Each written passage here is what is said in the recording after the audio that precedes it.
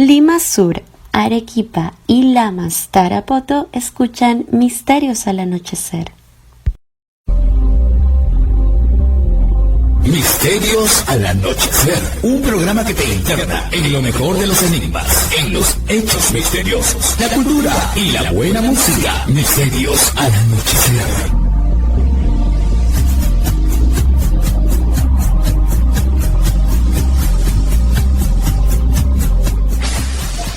Fernando Chapi Martínez está presentando Misterios al Anochecer. Síguenos también en YouTube, Facebook e Instagram como Misterio Infinito Perú. ¿Qué tal, amigos? ¿Cómo están? Bienvenidos a una edición más de Misterios al Anochecer, aquí a través de Misterio Infinito Perú en YouTube. ENX. Es la radio del misterio. Acércateradio.org. Estación Lamas 96.3 para Lamas y Tarapoto. Radio Arequipa para la ciudad del mismo nombre. Y los domingos para Imperial 299.5 para toda Lima Sur. Al habla, como siempre, Fernando Chapi Martínez. Y pues esperando que todos se encuentren bien. Y vamos a tener una conversación, como en tantos otros programas, sobre temas relacionados, como no podía ser de otra manera, a los enigmas, a los misterios, a los sucesos que nos dejan pensando, porque todavía no poseemos una plena comprensión de su naturaleza y del por qué es que a veces se nos presentan, independientemente de dónde estamos. Bueno, a quien tengo aquí, ya lo he tenido también en el programa hace no mucho, es Rafael Fuentes, desde Cáceres, en Extremadura, España, autor del libro El Camino. Ustedes recordarán seguramente el programa anterior, y si no lo recuerdan, pueden ir ahora mismo a Misterio Infinito Perú en YouTube, y ahí está el video de esa conversación. ¿Qué tal, Rafael? ¿Cómo estás? Bienvenido. Hola, ¿qué tal? Encantado de saludarte. Así es. Rafael, cosa importante. Bueno, vamos a hablar sobre casos de fantasmas, sucesos aparentemente paranormales que han ocurrido en Extremadura y concretamente en Cáceres, la ciudad de la que eres y en la que vives. Coméntanos un poco sobre algunos casos, no sé si tú has vivido alguno en primera persona o los has escuchado o incluso los puedes haber investigado. Coméntanos al respecto, por favor. Bueno, yo en primera persona no he vivido ninguno porque soy racional. Y aquí ya es toda una declaración de intenciones. Pero sí he escuchado de un caso que de un hotel en la zona de San Juan, en la cual decían los huéspedes que veían a una niña, creo que era, que iba sin cabeza. Y aunque suene increíble, pero estos rumores se iban extendiendo cada vez más, hasta el punto que el hotel llegó a cerrar.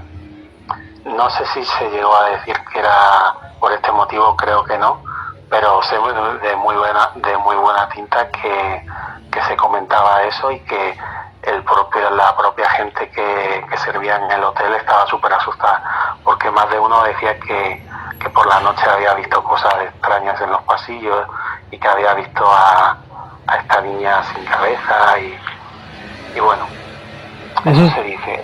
Es un rumor que siempre suele acompañar a muchos hoteles, hostales y sitios antiguos y grandes. No sé muy bien el motivo, pero así es.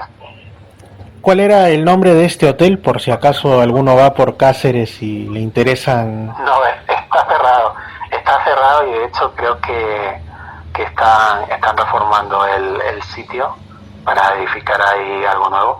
El hotel no lo sé cómo se llamaba, porque de hecho estuvo muy poco tiempo, era como un sitio maldito y en la zona de a ver cómo se llama la calle, cerca de la Plaza Mayor,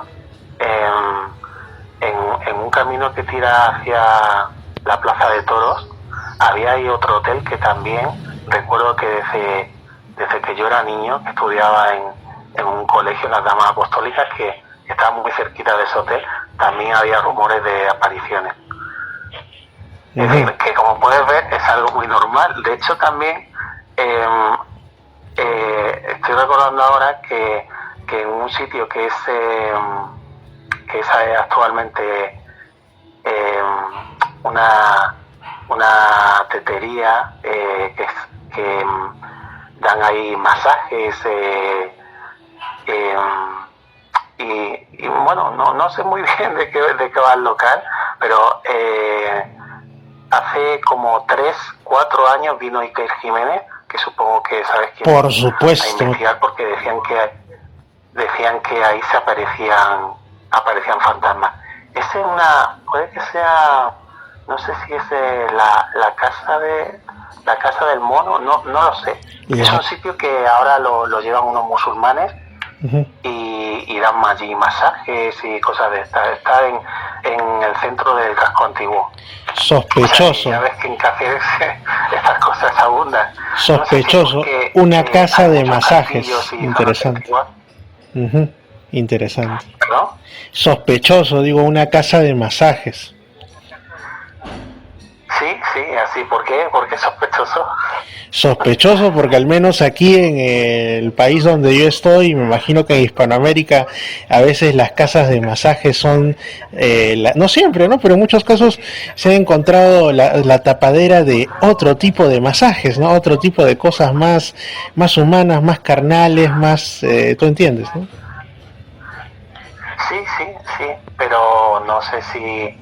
Pero se supone que si se aparecen ahí fantasmas debe ser de otra época, ¿no? De hecho, desde que lo llevan ahí unos musulmanes, no hace mucho tiempo que lo llevan, por lo tanto, en caso de que fuera cierto esto, que yo lo dudo, los fantasmas pertenecen a una época anterior a esto, pero sí podría ser indicativo de algo turbio, de algo que sucedió ahí, algún tipo de maldad, ¿no? Como dicen los que creen en este tipo de fenómenos, que queda impregnada en el ambiente y por eso se aparecen fantasmas o espectros que están ligados como a esa maldad o a ese crimen que se cometió en ese lugar o algún tipo de incesto, vete a saber qué es eso que hace que esos seres queden ahí como atrapados y no puedan ir a su dimensión. Tú dices que le llaman la casa del mono, ¿no?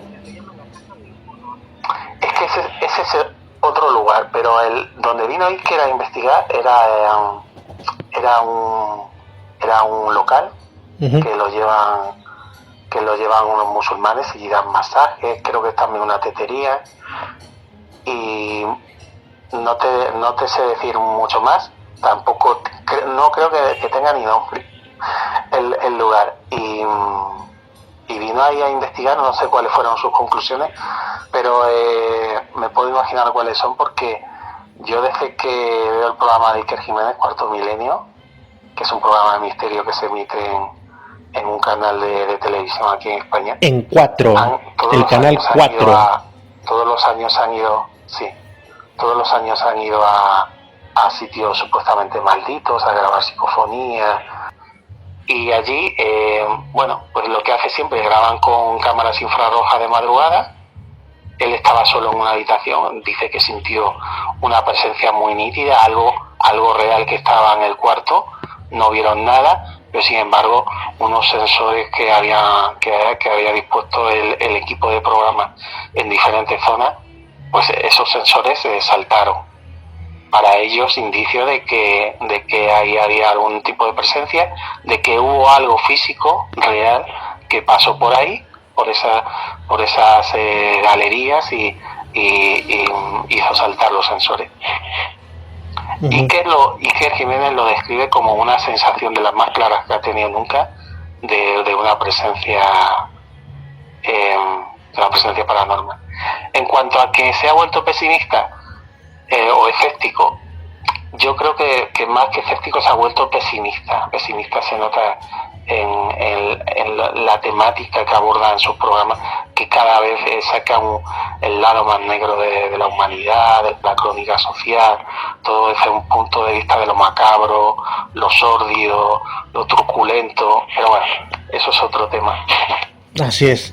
Y Rafael, para ti, ¿cuál sería la interpretación de estos sucesos aparentemente fantasmales, de, digamos, presencias invisibles que de cuando en cuando interactúan en determinados lugares y generan, suelen generar temor y dejar a la gente en un mar de preguntas, ¿no? Sin entender qué es lo que acaba de ocurrir. Para mí hay tres tipos diferentes de apariciones fantasmales. Una nace del miedo, otra nace del sueño y otra nace del deseo. La del deseo es la más bonita de todo, porque muchas veces hemos escuchado de personas que estaban en su casa y de repente ven a su padre sentado encima de la cama con los ojos abiertos hablándole, o a lo mejor está moviendo la boca pero no emite ningún sonido. Luego se giran, esa persona no está, reciben una llamada a continuación y les dice que esa persona que se había aparecido ahí en la cama, que era su padre en este caso, pues que acaba de morir en un accidente de coche. De estos casos hay muchísimos y están documentados desde los tiempos de los romanos. ¿Cuál podría ser la explicación? La explicación que te daría la psicología es que hay algún tipo de conexión intelectual que tiene que ver mucho con la premonición, con la adivinación, por lo cual la mente sabe incluso antes que la conciencia que tu padre, que tu familiar ha muerto, y hay un deseo de un último contacto con esa persona. Entonces, estas apariciones, que muchas veces suelen ser a la hora de dormir, pues en ese estado de duermevela es muy fácil que se tengan visiones, es decir, que la realidad de los sueños entre en la realidad de la vigilia. Y entonces la mente inconscientemente, que por la razón que sea sabe que ha muerto ese familiar, recrea ante los ojos alucinados de la persona, pues esa visión. Y luego parece que efectivamente ha habido un suceso sobrenatural, pero la psicología admite esta posibilidad. Los fantasmas que aparecen a través del miedo es muy sencillo. Siempre que la gente es ignorante, que es miedosa, que de alguna manera se dejan llevar por ese pánico, si están solas, si están en sitios aislados, que son grandes, que están surcados de sombras, como puede ser un hotel, un castillo antiguo, un monasterio, es muy fácil dejar la imaginación volar y pensar que has visto un fantasma. Es muy fácil, ¿sabes? Sobre todo cuando estás solo, y es muy fácil luego creerte que te ha hablado, que te ha visto, que tal. Es muy sencillo. Seguramente, si quieres lo hablamos más tarde, los sucesos extraños de la Amazonía que están ocurriendo, incluso con ataques, puede que tenga mucho que ver con el miedo. Y luego, la tercera, para mí, clasificación de las apariciones fantasmales, te dije que una era por el miedo, otra por el deseo, y la otra era por el sueño. Esto es lo que he explicado antes brevemente, que es que cuando estamos durmiendo, ¿no? ¿Vale? Y esto ya lo dijo Schopenhauer en su libro para la hipómena, que porque no lo sabe la gente, pero el filósofo alemán Schopenhauer fue el primero que investigó muchos de los fenómenos paranormales, como por ejemplo la aparición de espectros. Bueno, pues según Schopenhauer, y yo estoy de acuerdo, cuando uno se está durmiendo, es posible que la fantasía se mezcle con la realidad sin tú darte cuenta, porque te estás quedando dormido y sin embargo estás a lo mejor con los ojos abiertos. Entonces, si esa persona, la psicología de esa persona concibe la posibilidad de los fantasmas, ¿vale?, entonces puede aparecerse los fantasmas. Si esa persona cree en la Virgen y que la Virgen se aparece, también puede haber una aparición mariana. Del mismo modo puede aparecérsele Jesucristo o incluso Napoleón, si creyera que Napoleón se aparece cada cierto tiempo a sus seguidores. Es decir, lo que la psicología llama como bueno, es una ilusión, es una especie como de espejismo, ¿verdad? Claro. Bueno, pues ahí está para mí la clasificación de los 3 tipos de apariciones fantasmales. Sí, pero aún Todo queda explicado algo, racionalmente. que es la parte quizá donde estas explicaciones podrían agotarse, o quién sabe, que es cuando estas presuntas apariciones quedan registradas en medios como puede ser la fotografía, muy raramente en el video, pero también en cuanto a los audios, como en el caso de las famosas psicofonías o la transcomunicación instrumental, que con algunos investigadores he conversado. Mira, yo Fernando, si me pides mi opinión, te voy a decir lo que pienso. Por favor. Hay psicofonías, efectivamente. Hay psicoimágenes, ¿vale? Pero no dentro de las imágenes, por ejemplo, que se han tomado de fantasma. La mayoría de ellas son discutibles, la mayoría de ellas son montajes. Y las pocas que son auténticas son psicoimágenes, es decir, es la equivalencia de la psicofonía, pero en imagen. Un investigador alemán en los años 70 era un psicólogo que demostró la teoría de que una persona, si está motivada, puede plasmar en una imagen, en un negativo fotográfico, lo que esté pensando en su cabeza. Y lo hizo con imágenes de Florencia y de otros sitios del mundo. Es decir, un ensayo que lo hizo con voluntarios en una universidad y logró conseguir fotografías solo con el poder de la mente. Es decir, lo que estaba pensando la gente se fotografiaba en esos negativos, ¿vale? Entonces, para mí es el mismo principio de la psicofonía. ¿Qué quiere decir esto? ¿Quiere decir que son un fraude de la psicofonía? No. Lo que quiere decir es que los investigadores son los que crean la psicofonía. Es decir, si un investigador va a una ruina de un castillo templario a grabar psicofonías porque le han dicho que es un sitio mágico, etcétera, y piensa que ahí sacrificaban a cristianos o cualquier cosa, va a poder grabar una psicofonía de una batalla, que de hecho existe.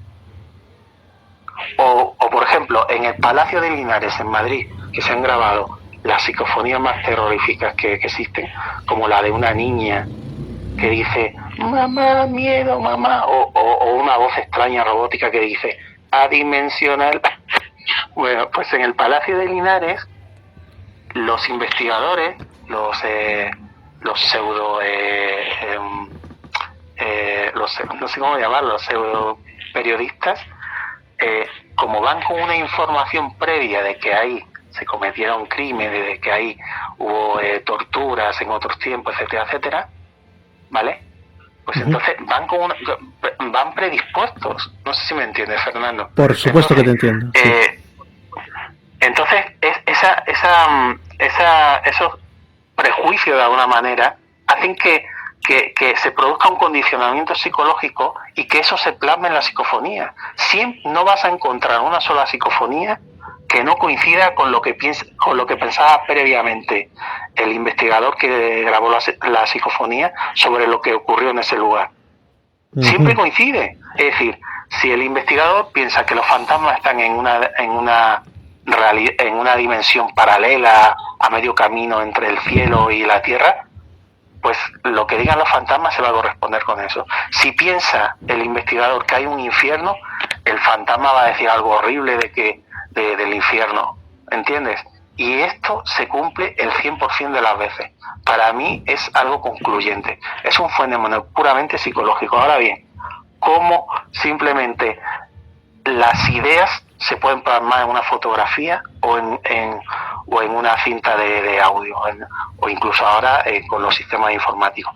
Eso para mí es el verdadero misterio y lo que tendría que investigarse. Eso significaría que las ideas tienen peso, que las ideas son materiales y que pueden viajar en el espacio, ¿vale? Eso es el misterio, no el hecho de los fantasmas. El fantasma es el tópico que utilizamos como meta, como leitmotiv para para darle un fondo a nuestras ideas, a nuestros miedos, y para darle una válvula de escape a esas concepciones culturales que tienen los que graban este tipo de cosas. Esa es mi opinión. Uh-huh. Yo personalmente no creo en los fantasmas. Ajá.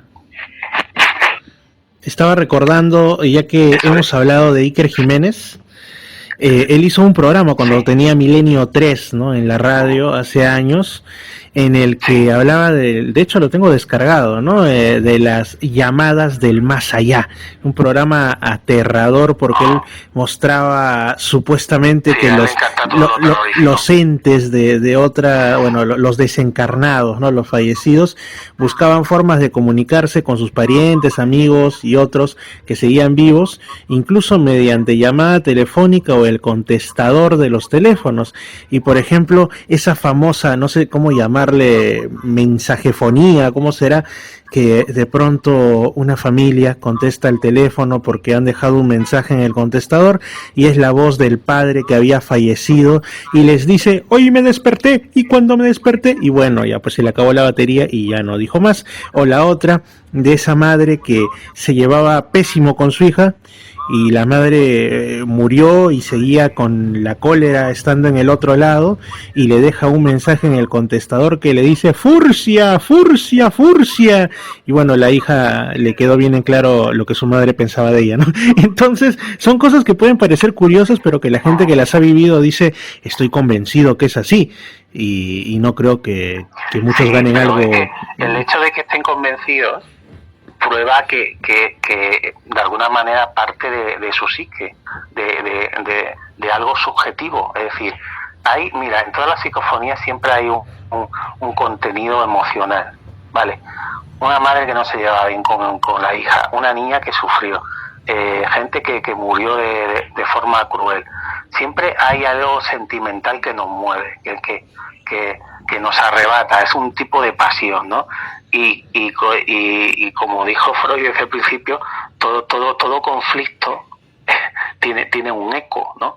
Las psicofonías, las psicoimágenes o los mensajes grabados que producen esos mismos familiares, sin ellos darse cuenta, es un efecto más de esa ansiedad, de esos miedos reprimidos, ¿no? Lo misterioso, lo increíble es que eso pueda tener una consecuencia física, material y palpable, como son esas grabaciones. Y eso es lo que debería estudiar la ciencia. Desde los tiempos de la Guerra Fría, tanto en Estados Unidos como en la URSS y en algunos otros países, se ha estudiado mucho sobre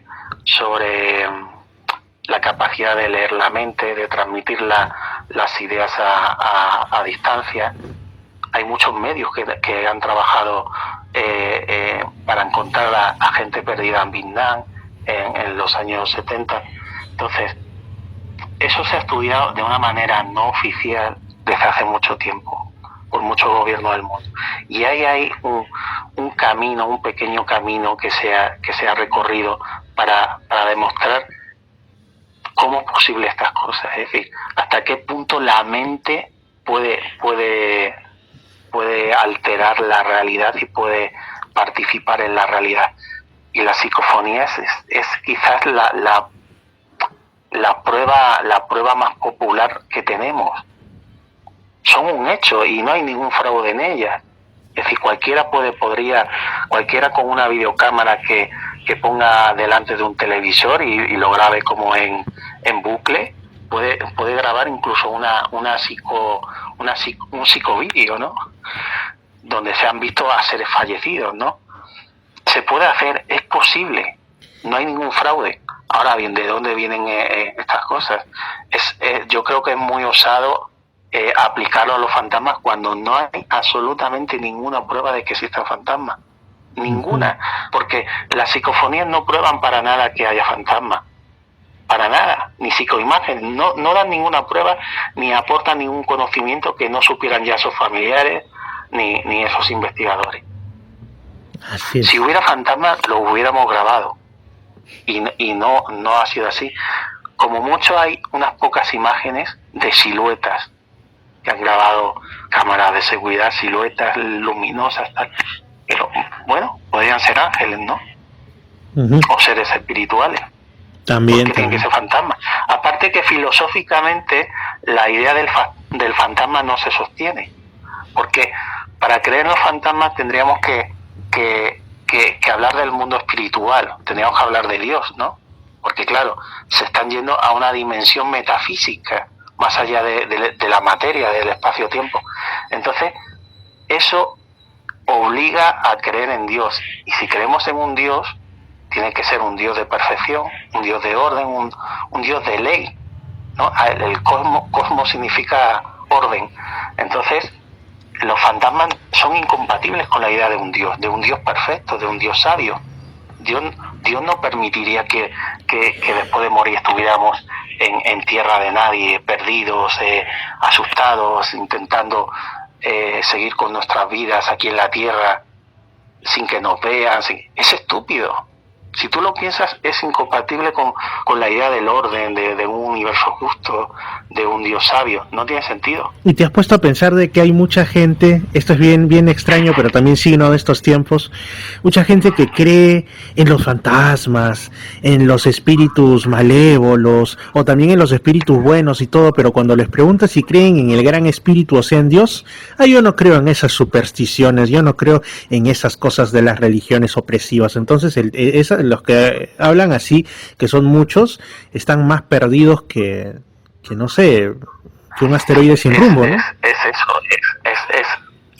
lo que estoy diciendo, es decir, la gente ignorante es supersticiosa. Entonces, la gente supersticiosa se aferra a sus miedos, porque es lo más parecido que tienen a una fe, a una creencia en algo sobrenatural.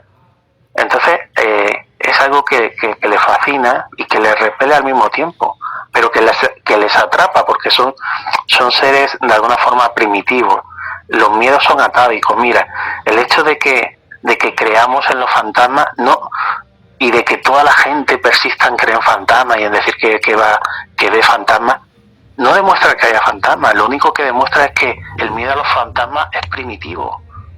Está desde los orígenes de la humanidad y todavía sigue en nosotros, porque es algo muy animal, ¿entiendes? Yo conocí a muchas personas que creen en los demonios o que creen en los ángeles y que luego les pregunto, ¿pero tú crees en Dios? Y dicen, no, bueno, no sé. Y sin embargo creen en los ángeles. Y yo les digo, pero vamos a ver, si crees en los ángeles o crees en los demonios, tiene que haber un Dios. Es que es la consecuencia, ¿no? No podrían existir ángeles si no existe un Dios.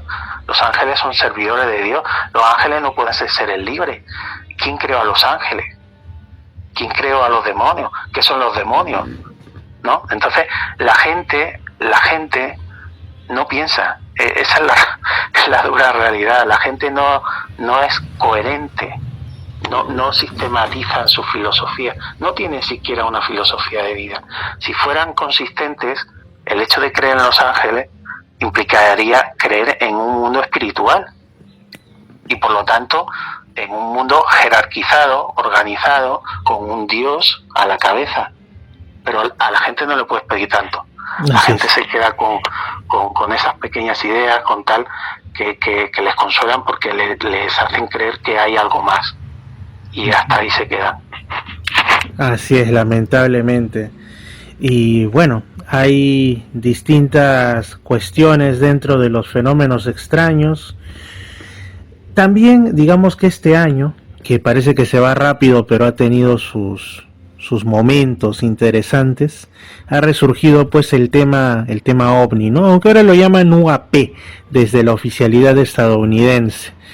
¿Qué opinión te merecen estos? ¿Por qué es que lo llaman así? ¿Por qué? Porque quieren resetear todo, ¿no? O sea, como dicen que el término OVNI, o objeto volador no identificado, o UFO, todo eso, como que ya en la mentalidad popular está muy asociado a la hipótesis extraterrestre. Entonces ellos, los grandes investigadores de Estados Unidos, de la NASA y de el Pentágono y todo... ¿Y el nuevo término cuál es? ¿El nuevo término cuál es? UAP o UAP, como se diga, ¿no? Que significa al español... en español significa fenómenos aéreos no identificados, o sea, lo mismo pero en colores. Ahí está. Uh-huh. No, es que tú lo has dicho, es decir, la clave está en la contraposición del binomio objeto volante y fenómeno. El hecho de que el nuevo término haya sido acuñado oficialmente desde las fuerzas aéreas es un nuevo intento de los gobiernos por intentar deshumanizar de algún modo el término ovni, es decir, que la gente cuando ve esas cosas volando en el cielo no piense que sean objetos materiales, ni mucho menos naves extraterrestres, sino que piense que son fenómenos. Claro, al decir fenómeno es algo mucho más ambiguo. Puede ser un fenómeno meteorológico, puede ser un fenómeno que no entendemos, climático, lumínico, como las auroras boreales, ¿no? Que son impresionantes, pero que es un efecto magnético, ¿no? Por las sustancias que hay en esa zona de la estratosfera. Entonces, no sé si entiendes la diferencia de Mati. Por es supuesto. Una forma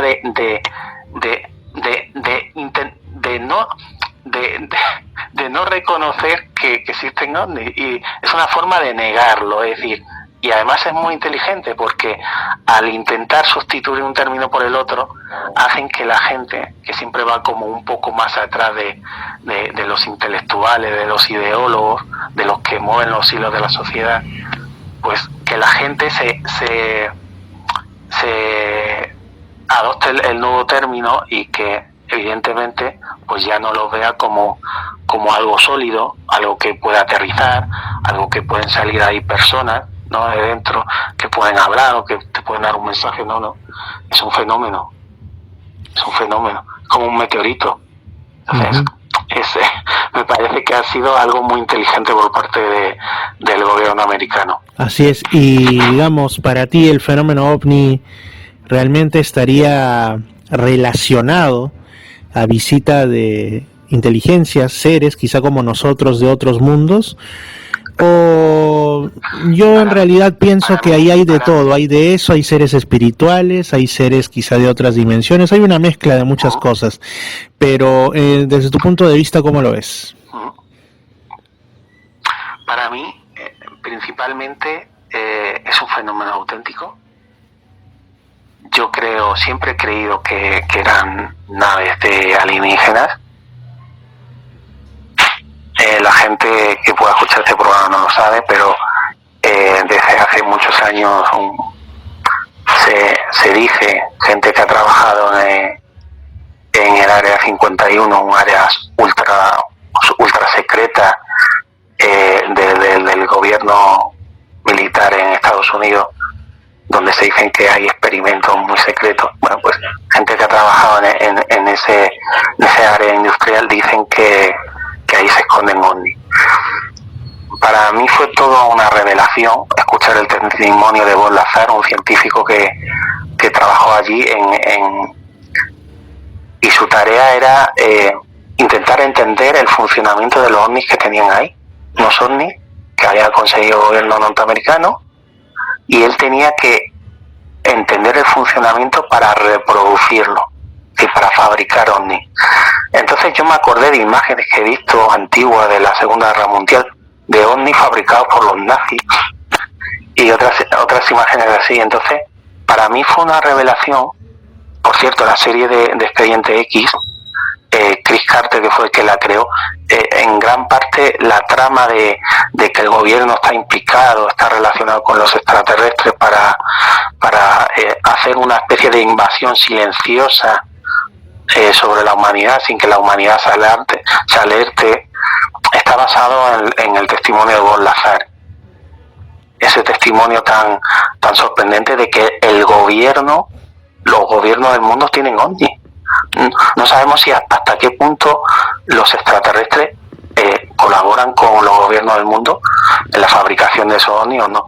Pero para mí fue revelador porque yo ya no veo el fenómeno de la misma manera. Para mí, a lo mejor si hubiera un ovni en el cielo, digo, a lo mejor ha sido fabricado aquí, porque desde Roswell, cuando se estrelló en Nuevo México en 1947,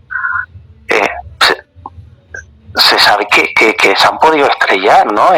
En Tunguska, por ahí por la Siberia rusa, creo que fue en 1917 o por ahí, o 1900, por ahí fue. Inicios del siglo XX. Quizás 1911. Sí, pues ahí hubo algo.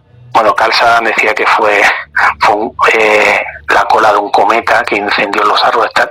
Bueno, pero hubo muchísima radiación, el fogonazo de lo que cayó ahí se pudo ver a plena luz del día en Nueva York, o sea, imagínate. Bueno, pues, ha habido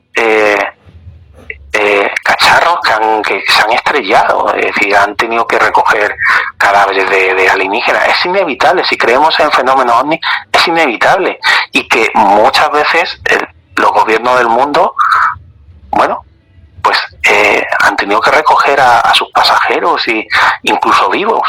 Bob Lazar no lo asegura, pero dice que una de esas veces que entraba por allí para hacer su trabajo de reproducción de la tecnología OVNI, vio a un ser como de menos de 1,5 metros, como un niño cabezón, al que le estaban haciendo algún tipo de prueba, y estaba vivo, estaba sentado. Bueno, en cualquier caso, cambió mi idea del fenómeno, es decir, hasta qué punto es algo de fuera y no de aquí.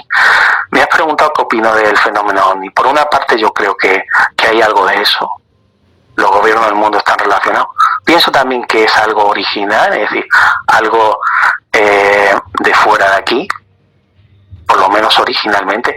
Hay incluso pinturas rupestres como la de Tassili, que tú conocerás, claro, las cuales se ve como una especie de... Los cabezas redondas. Sí, como una especie de astronauta con escafandra que a unas indígenas, a unas mujeres primitivas, las está metiendo en una especie como de burbuja, una esfera gigante que recuerda mucho a un ovni. Y es uno de los extraterrestres mejor dibujados que he visto yo nunca, porque es con escafandra, con la típica imagen que tenemos todos de un astronauta, ¿no? Hasta con el botas, tubito atrás. hasta con botas y con guantes en una época en la que la gente no usaba calzado. Estamos hablando de una pintura de hace unos 35.000 años, ¿vale? Entonces, imagínate. Entonces, es un fenómeno auténtico. También hay cuadros en la Edad Media. Hay al menos 2 cuadros que yo recuerdo de la Edad Media. Uno que es de una virgen con el niño, en el que se ve de fondo un ovni que tú lo ves y dices, es un ovni, no puede ser otra cosa, porque es una especie de plato echando rayos como luminosos, ¿sabes? Y es como, se parece al ovni de una imagen muy famosa. Creo que el póster de Von Mahler en Expediente X era de por ahí, o George Adamski de repente. No, Adamski, es que Adamski era el que tenía yo en la cabeza. Adamski, Joseph Adamski. Efectivamente, I want to believe. Entonces, resumiendo, hay un fenómeno auténtico ovni. Luego, si quieres, hablamos de cuál puede ser el origen auténtico del extraterrestre en relación con el libro Urantia. Luego, hay algo que tiene que ver con este planeta, no sé hasta qué punto, y con los gobiernos de este mundo. Y luego, para mí, en gran parte, es de nuevo un fenómeno onírico, sobre todo cuando hay contactos en la tercera fase. Es decir, yo es algo que he estudiado mucho, que me he planteado mucho. He visto muchos testimonios de supuestos abducidos. No hay 2 que coincidan. Y entre todos los extraterrestres que describen, hay de todo. Hay incluso un experimento en el que a una persona le dicen que describa el extraterrestre que ha visto dentro de una nave, y resulta que es ET, el de la película de Spielberg. O sea, es decir, ¿hasta qué punto estamos condicionados por la cultura? Las descripciones que te dan los abducidos de las experiencias que tienen dentro de los ovnis, de las cosas que viven, es puramente onírico. Hay cosas increíbles que desafían toda lógica. No te digo la ciencia, desafían la lógica.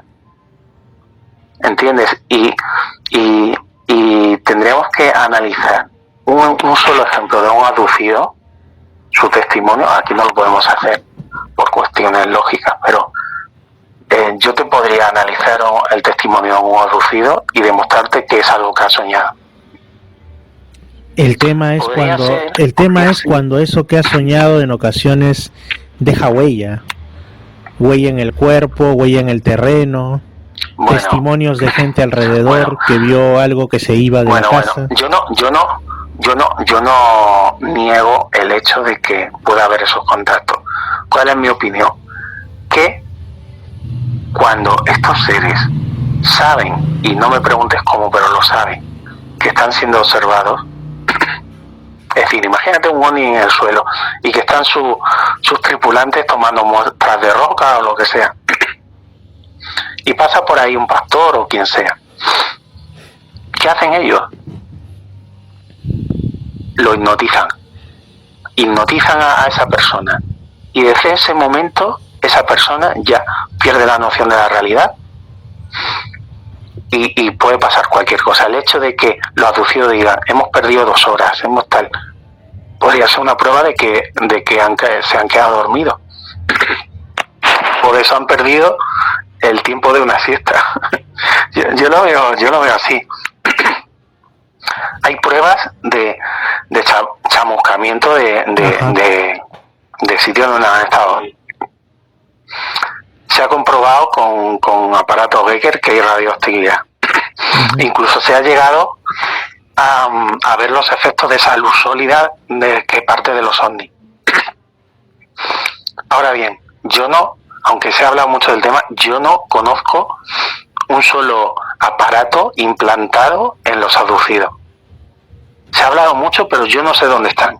Ese es el gran tema, ¿no? Porque muchos dicen, mira esta foto, este misterioso video, y yo digo, ya, muy bien, y le van a hacer análisis y después se le pierde el rastro. Nunca más se vuelve a saber al respecto, ni qué salió de los supuestos análisis. Claro, es decir, mira, yo he leído, si te soy sincero, Fernando, hace años que dejé mi interés en estos temas. Pero en su día, en mi adolescencia, leí mucho sobre el tema y llegué a leer de casos que, habían encontrado misteriosos objetos dentro de ellos, que se supone que eran localizadores que los extraterrestres implantan en las fosas nasales o en otras partes del cuerpo para localizar a esos contactados para poder en el futuro abducirlos de nuevo. ¿Bien dónde están esos aparatos? Si eso fuera así y tuvieran una tecnología extraterrestre y estuvieran hechos con materiales que son de fuera, eso sería fácilmente comprobable. Esa sería la prueba definitiva. No, claro, no existen. Ahora bien, de nuevo el libro Urantia. Vamos a ir con el libro Urantia. El libro Urantia dice que nuestro planeta, por ciertas cosas que han pasado hace mucho tiempo, está en cuarentena. Está aislado. Está en cuarentena. No tiene comunicación con los seres de otros planetas, tanto angélicos como materiales. Entonces eso explicaría de que vengan, pero que no se comuniquen oficialmente con nosotros. Sería una explicación. Por otra parte, perdón, es que tengo la garganta seca. Por otra parte, el libro Urantia habla de unos seres que viven aquí, que son invisibles al ojo humano, podríamos decir que son una especie de ángeles emparentados con los seres humanos, ¿vale? Que viven con nosotros, pero no los vemos. Son una especie de ángeles, ¿vale? Son los auténticos habitantes del planeta, que han estado aquí siempre. Bueno, quizás sean los hombrecillos verdes, los hombrecillos grises que vemos en las películas, ¿no? Uh-huh. Y que en el libro de Urantia... El libro de Urantia habla de que a veces se hacen visibles la voluntad. Claro, y que en el libro de Urantia los llaman los seres intermedios.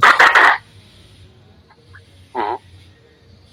Sí, interesante, y que podrían estar detrás de todas esas tradiciones y casos con supuestos espíritus de la naturaleza, que se parecen sospechosamente a los enanitos verdes, o mejor dicho, grises, de los que habla ahora el folclore ufológico. Eso es cierto. De todas formas, en esto hay, como siempre, tú lo has dicho, hay mucho folclore. Es decir,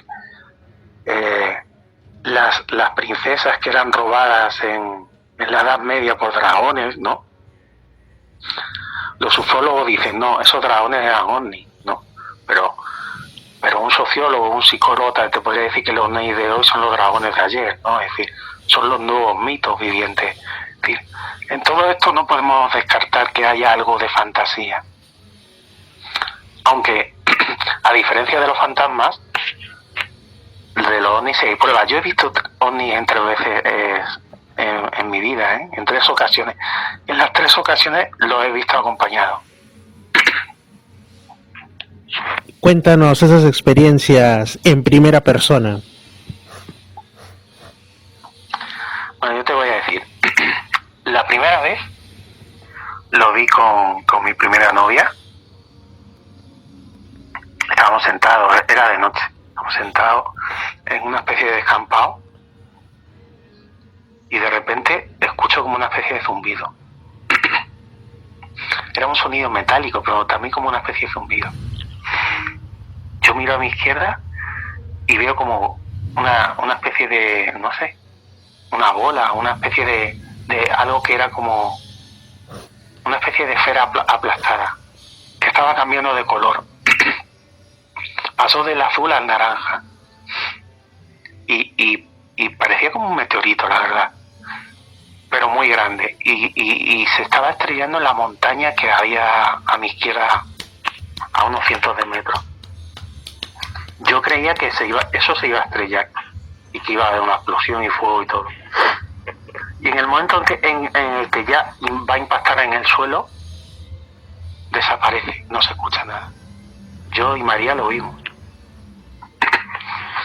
Fue impresionante, la verdad, porque ¿qué pasó con eso? Lo que sea,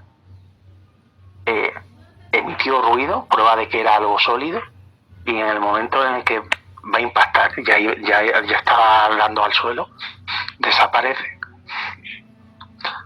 La segunda vez, yo estaba con un amigo sentado por la noche, estábamos hablando ahí en un parque.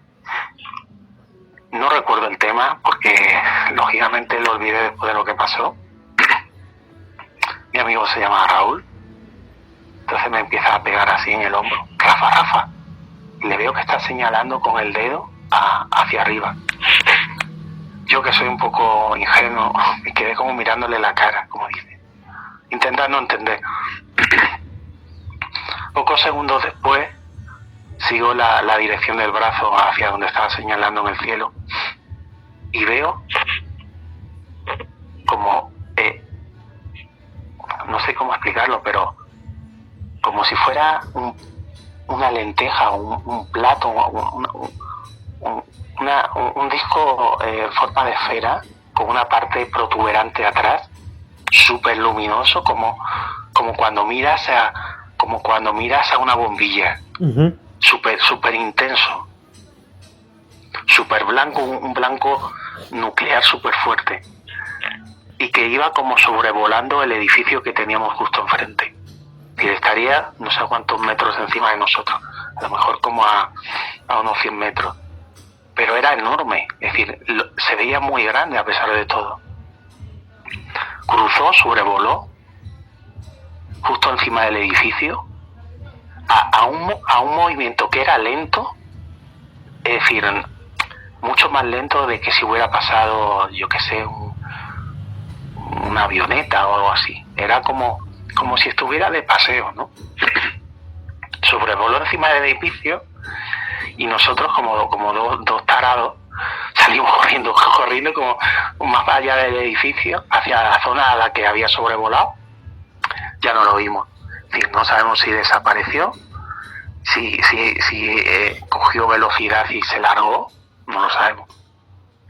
Yo lo vi alrededor de unos 10 segundos. Mi amigo lo vio, se supone, más tiempo, pero se me quedó grabado en la retina y en la memoria, y fue impresionante verlo. Era el típico ovni que si las personas que nos están escuchando han visto alguna vez el típico platillo que tiene atrás una antena, ¿vale? Claro.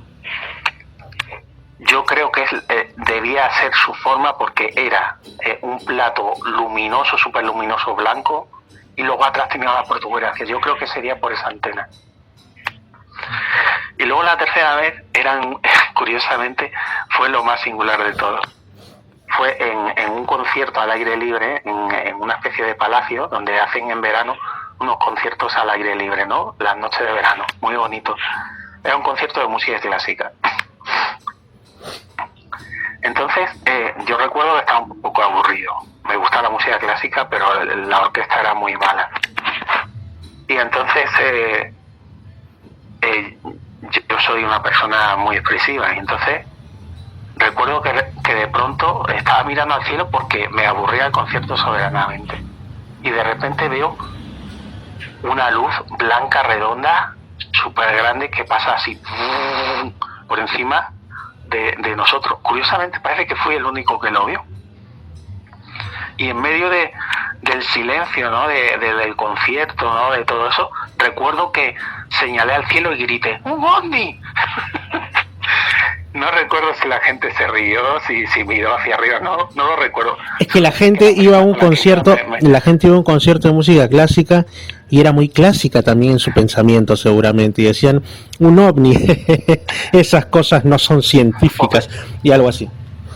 Claro, o pensarían que yo era un chalao, un bromista que me estaba riendo o que quería llamar la atención. Alguien que quería poner el picante en medio de esa soporífera manifestación musical de la orquesta. Sí.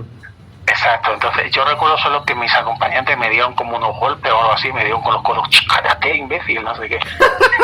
Lo curioso es que cuando regresé a casa esa noche, mi hermano me dijo: no te lo vas a creer, pero ha pasado por aquí, por la hora en la que yo vi el ovni, y se ha pasado una bola azul, como justo por encima de los edificios, y ha pasado como un rayo hacia abajo, hacia la zona, porque el palacio no está como a 10 minutos de mi casa, donde fue el concierto. Es decir, que a esa misma hora donde yo vi el ovni, lo había visto mi hermano pasar por aquí, por mi casa. Uh-huh. Así que digamos que Entonces, han sido 3 casos ufológicos, y los 3 en Cáceres. Sí, los 3 en Cáceres y los 3 con testigos, que nadie me puede acusar de estar loco, porque tengo testigos, y los tres ovnis eran diferentes, o por lo menos su manifestación era diferente. ¿Y en qué año fueron? Pues uno debía ser por el 2010, uh-huh. Quizás otro por el 2004 o 2005, y el último, que es el último que he narrado, ese es el último que vi, y ese fue hace como unos 10 años, quizás menos. Uh-huh. 2013, bueno, por ahí. No es nada del otro mundo, constantemente se ven. Es decir, yo he dicho algo que le ha pasado a muchísimas personas. De hecho, mi padre durante años trabajó de lo que llamamos en España viajante, es decir, que son vendedores que tienen una serie de clientes, tienen que ir muchas veces de ciudad en ciudad para verles, para enseñarles los catálogos, etcétera, etcétera. Mi padre, una vez de esas, como en la película, exactamente igual que en la película de Encuentros a la tercera fase de Spielberg. ¿Ya? Bueno, pues mi padre iba él solo por la carretera, ¿vale? Uh-huh. Y de repente se le para el coche y no se le enciende la luz, nada. Y justo en ese momento ve que pasa por encima del coche como un ovni así silencioso, pero iluminado, ¿vale? Uh-huh. Pasó, ¿no? Y al poco de pasar se le volvió a encender el coche y él siguió. Mi padre, que es totalmente escéptico de estos temas, no cree en nada, se quedó tan asombrado que fue a la comisaría, fue en Plasencia, una ciudad cerca de Cáceres, fue a denunciarlo, y al día siguiente salió en el periódico que mucha gente habían visto un extraño objeto luminoso en Plasencia. Oye, sí, últimamente he estado leyendo varios casos alrededor del mundo, incluso aquí en Perú también, donde la gente, lo primero que le nace, muy aparte de bueno, hay algunos que no se les dará miedo o no se les ocurrirá tomar foto o algo, lo que hacen es denunciarlo a las autoridades. O sea, es como que les da tanto miedo que es como si se tratara para ellos de un robo o de un ataque, y van a la comisaría, y hay casos que han sido registrados. Yo creo que también es una especie de reivindicación. Yo lo veo así. Yo quiero creer en la buena fe de la gente, y yo creo que es una forma de decir, mira, sí, lo he visto, existe, no me lo he inventado. Y la gente quiere un reconocimiento público, un reconocimiento oficial por parte de las autoridades de que eso existe, de que no están locos, de que no lo han soñado. Claro, quiere tener, aunque sea, digamos, como si fuera una especie de notario, ¿no? Un es conforme ahí con la copia de la denuncia policial. Claro. Exacto. Yo quiero creer que es así. Es decir, hay mucha gente que obra de esa manera porque de alguna manera se sienten señalados, ¿no? O no quieren sentirse avergonzados por su experiencia. Uh-huh. Y finalmente, relación entre fenómeno ovni y seres espirituales. ¿Tú qué opinas de esta, que es otra de las vertientes explicativas que muchos manejan para estas cuestiones? Para mí es incompatible. Por la sencilla razón de que estamos hablando de objetos metálicos, de objetos que generan electricidad o que funcionan electromagnéticamente por muchos indicios y fenómenos que acompañan a su aparición, ¿no?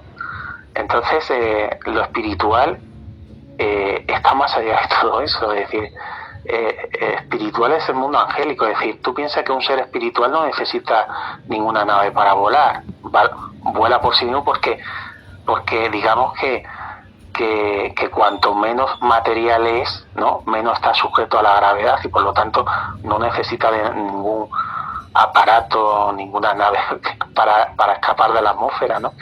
Entonces yo no creo que los ovnis sean fenómenos espirituales, aunque eso explicaría el hecho de que los ovnis puedan hacer cosas tan increíbles como hacer un ángulo de 45 grados o estar completamente estáticos en el cielo y de repente salir disparados como una centella.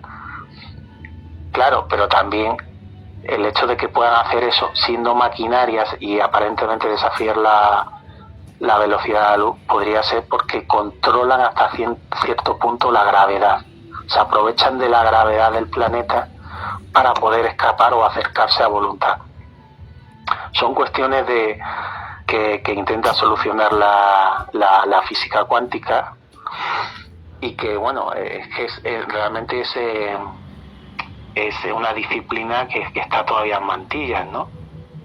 Uh-huh. Intentar conjugar la física cuántica con la física tradicional es la gran búsqueda de todo científico, ¿no? Es por ejemplo lo que buscó durante toda su vida sin conseguirlo Stephen Hawking, ¿no?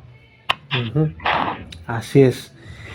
¿Cómo será? ¿Será acaso que en las siguientes décadas tendremos la resolución de estos fenómenos, o al menos de parte de ellos? Ese es uno de los grandes enigmas. Así que vamos a ver, pues, y vamos a ver de parte de quién viene la resolución. Si de los gobiernos, que a veces parece que tienen más ganas de ocultar que de expresar, o quién sabe, de algún otro estamento de la sociedad. Muchas gracias, Rafael, por estar en esta edición de Misterios al Anochecer. A ti. Así es, amigos, y de esta manera hemos terminado esta edición de Misterios al Anochecer. Ustedes ya saben que tenemos una cita dentro de poco, ya dependiendo de el medio por el cual nos estén escuchando. Si están en Radio Arequipa Internacional, ya saben que la cita es de lunes a viernes en la noche. Si están en Estación Lamas, ya saben que la cita es cada sábado a las 7 de la noche. Y si están en Imperial 299.5 en Lima Sur, pues los domingos a las 8. En edenex.es, en acercateradio.org, por ahí nos pueden ir buscando dentro de la extensa e interesante parrilla sobre temas del misterio y otras cuestiones alternativas que hay en esos medios. Y donde no se puede perder ningún programa es en Misterio Infinito Perú en YouTube. Así que un fuerte abrazo, que todos estén muy bien y será hasta la siguiente ocasión dependiendo del medio por el que nos sintonicen. Un fuerte abrazo y siempre estén atentos a lo que puedan observar en las noches por sus ventanas, porque pueden llevarse una sorpresa en los cielos, quién sabe si venida desde los límites de la imaginación, los límites de la realidad o los límites de nuestro mundo. Saludos, un fuerte abrazo. Más información en misterioinfinitoperú-enigmas.blogspot.com. Lima Sur, Arequipa y Lamas, Tarapoto escuchan Misterios al Anochecer. Fernando Chapi Martínez está presentando Misterios al Anochecer. Síguenos también en YouTube, Facebook e Instagram como Misterio Infinito Perú. Misterios al anochecer, un programa que te interna en lo mejor de los enigmas, en los hechos misteriosos, la cultura y la buena música. Misterios al anochecer.